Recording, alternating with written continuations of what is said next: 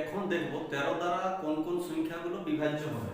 এখানে কি বলেছে, কোন সংখ্যার ডান দিক থেকে 3টি করে অঙ্ক নিয়ে গঠিত সংখ্যাগুলির জোড় ও বিজোড় স্থানের যোগফলের বিয়োগফল বা অন্তর 13 দ্বারা বিভাজ্য হলে সংখ্যাটি অবশ্যই 13 দ্বারা বিভাজ্য হবে।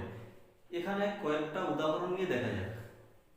মনে করো এই সংখ্যাটা কি বলেছে, যে কোন সংখ্যার ডান দিক থেকে 3টি করে অঙ্ক, ডান দিক থেকে 3টি করে অঙ্ক নিলাম এবং এটার জোড় স্থান এবং বিজোড় স্থান, এদিক থেকে যদি আমরা 1 2 3 করি তাহলে জোড় স্থান হচ্ছে 2, এই তিনটে, বিজোড় স্থান হচ্ছে 1 আর 3 যেগুলো আছে এই তিনটা, এই তিনটা, তাদের যোগফল বলেছে।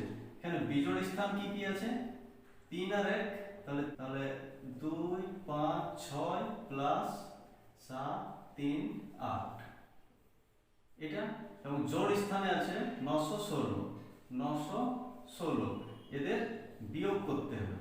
কত হচ্ছে 994 মাইনাস 916, এটা কত হবে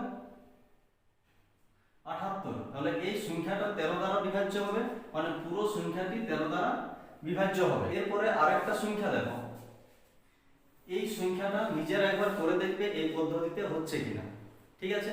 এরপরে দেখো, যদি এত বড় সংখ্যা আমাদের না থাকে, ছোট সংখ্যা থাকে, তাহলে আমরা কি করব, এখানে 13 দ্বারা বিভাজ্যের একটা নিয়ম হলো, আরেকটা নিয়ম আছে।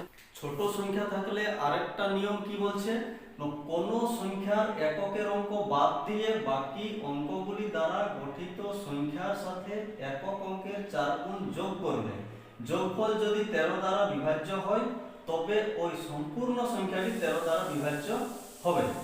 এখানে একটা সংখ্যা নাও, ধরো এই সংখ্যাটা নিলাম, এটা 13 দ্বারা বিভাজ্য হবে কিনা কি করে বুঝবো, কি বলেছে, এককের অঙ্ক বাদ দিয়ে বাকি সংখ্যাগুলির সাথে, বাকি সংখ্যাগুলি 7 6 4, এককের অঙ্ক 4, এর সাথে যোগ করতে হবে এককের অঙ্কের 4 গুণ, কত হবে 16, যোগ করলে এটা 780। তাহলে এই 780 আমাদের 13 দ্বারা ভাগ যাবে, তাহলে এই সংখ্যাটি 13 দ্বারা ভাগ যাবে। যদি ছোট সংখ্যা থাকে তাহলে আমরা এই পদ্ধতিতে করব, যদি বড় সংখ্যা থাকে তাহলে আমরা এই যে পদ্ধতিটা আছে সেটাতে করব। এটা যদি এখানে ভাগ করতে অসুবিধা হয়, এটা আমরা আরেকটা স্টেপ করতে পারি। এখানে বলেছে প্রয়োজনে এই পদ্ধতির পুনরাবৃত্তি হবে, তাহলে এরকম স্টেপ করে করে আমরা সহজে যাতে 13 দ্বারা ভাগ হচ্ছে কিনা বুঝতে পারি, তাহলে এই সংখ্যাটি পুরোটাই 13 দ্বারা বিভাজ্য হবে। এইভাবে আমরা করে যাব। এর পরেরটা দেখো, 14 দ্বারা বিভাজ্য। কোন সংখ্যা 2 এবং 7 দ্বারা পৃথকভাবে বিভাজ্য হলে সংখ্যাটি অবশ্যই 14 দ্বারা বিভাজ্য হবে। 2 এবং 7 দ্বারা বিভাজ্যের নিয়ম আগের ক্লাসে আমরা বলেছি, অতএব 14 দ্বারা বিভাজ্য হচ্ছে কিনা 2 এবং 7 দ্বারা আলাদা আলাদাভাবে ভাগ করে দেখতে হবে, যদি যায় তাহলে 14 দ্বারা সংখ্যাটি ভাগ করা যাবে।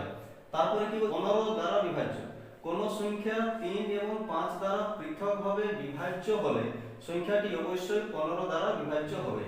আগে আমরা বলেছি যে 3 এবং 5 দ্বারা কোন কোন সংখ্যাকে ভাগ করা যায়, যদি কোনো একটা সংখ্যাকে আলাদা আলাদাভাবে 3 দ্বারাও ভাগ যায় এবং 5 দ্বারাও ভাগ যায় তাহলে পুরো সংখ্যাটি 15 দ্বারা ভাগ যাবে।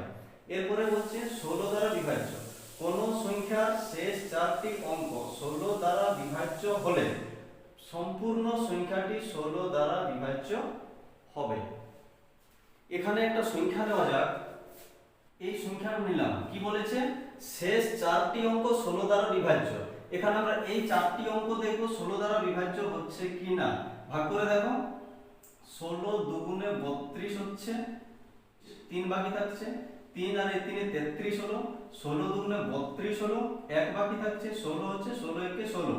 তাহলে এই 4টি অঙ্ক 16 দ্বারা ভাগ করা যাচ্ছে, মানে পুরো সংখ্যাটি আমাদের 16 দ্বারা ভাগ করা যাবে। তাহলে আমরা কি শুধু শেষের 4টি অঙ্ক দেখব 16 দ্বারা ভাগ করা যাচ্ছে কিনা, যদি যায় তাহলে 16 দ্বারা ভাগ করা যাবে, যদি না হয় তাহলে 16 দ্বারা ভাগ করা যাবে না।